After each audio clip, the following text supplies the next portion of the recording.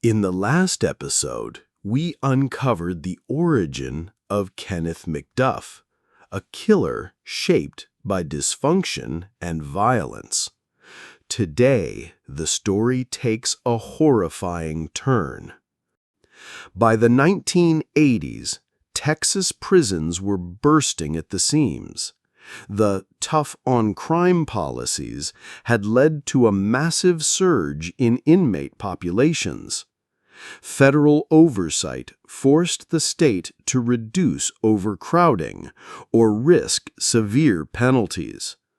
In response, Texas accelerated parole procedures, often prioritizing expediency over public safety.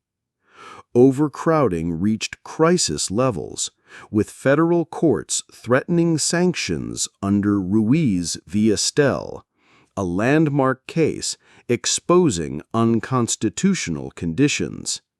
To comply, the state paroled 750 inmates weekly, including violent offenders.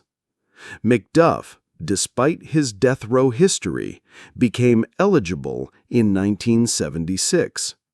He attempted to bribe a parole board member, adding 2 years for bribery, but persisted.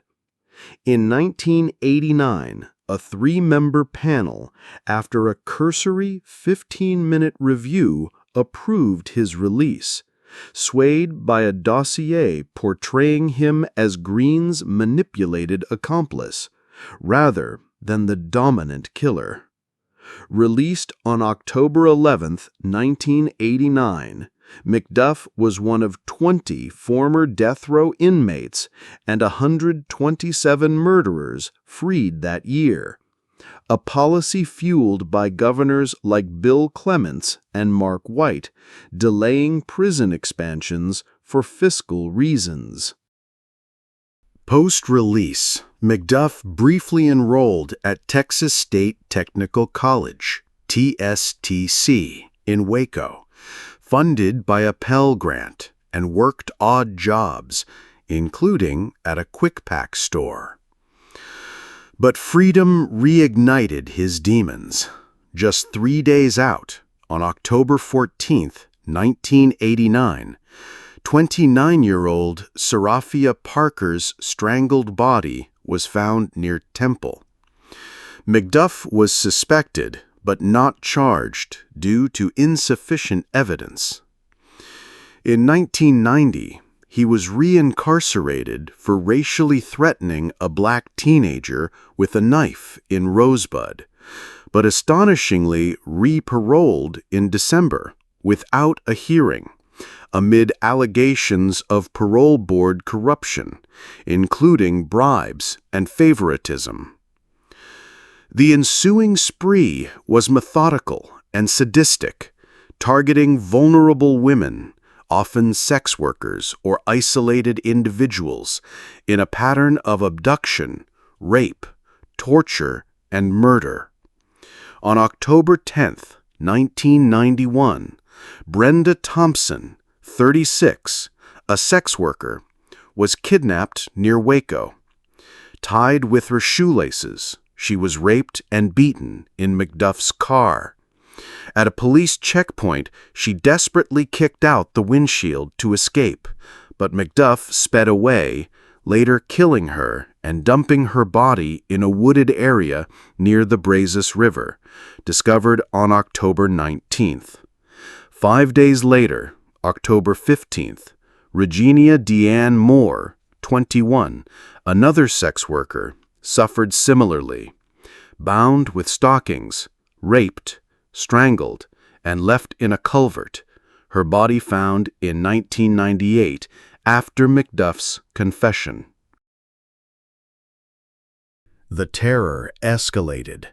On September 21, 1991, Cynthia Renee Gonzalez, 23, was found dead, linked to McDuff through patterns.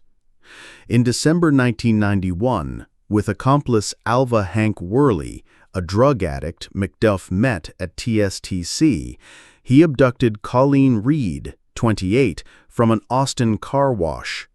Worley drove while McDuff raped and tortured Reed in the back seat, burning her with cigarettes and blasting loud music to drown her screams. She was strangled and buried in a shallow grave. Her remains were recovered in 1998 after McDuff revealed the location.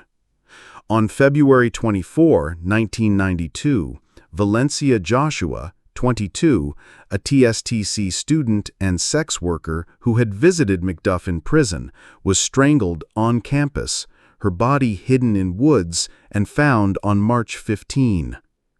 The final confirmed victim was Melissa Northrup, 22, a pregnant quick-pack clerk in Waco, abducted on March 1, 1992, after her shift.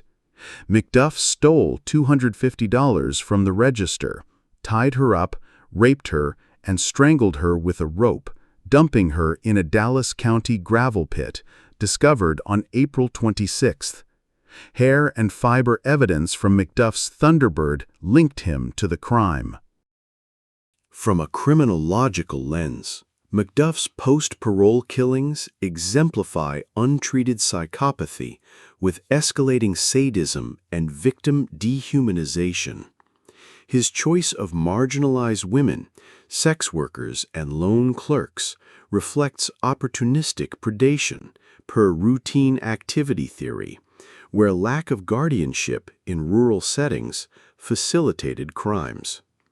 Sociologically, the multi-jurisdictional spread, Bell, McClellan, Travis counties, fragmented investigations, highlighting silos in Texas law enforcement and how economic austerity bred parole haste, endangering communities. The manhunt intensified in 1992. McDuff fled to Kansas City, Missouri, using aliases like Richard Fowler and working as a garbage collector. A tip from America's Most Wanted on May 1st led to his arrest on May 4th by U.S. Marshals, Texas Rangers, and Sheriff Larry Pamplin, son of the original arresting sheriff. Worley's confession about Reed's murder provided crucial corroboration. In our final episode, we'll examine McDuff's trial, the end of his life, and the lasting legacy of a justice system forced to confront its own fatal mistakes.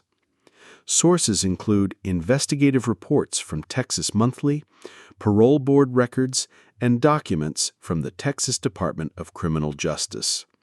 Don't forget to like and subscribe for the conclusion in Episode 3. Thanks for listening. Welcome to the final chapter in our three-part series on Kenneth McDuff. We've followed the path of a monster, from his early life to his murders to the failure that allowed him to kill again. Today, we close this story with justice served and a reckoning that transformed the Texas justice system forever. His trials, execution, and the profound reforms his case spurred.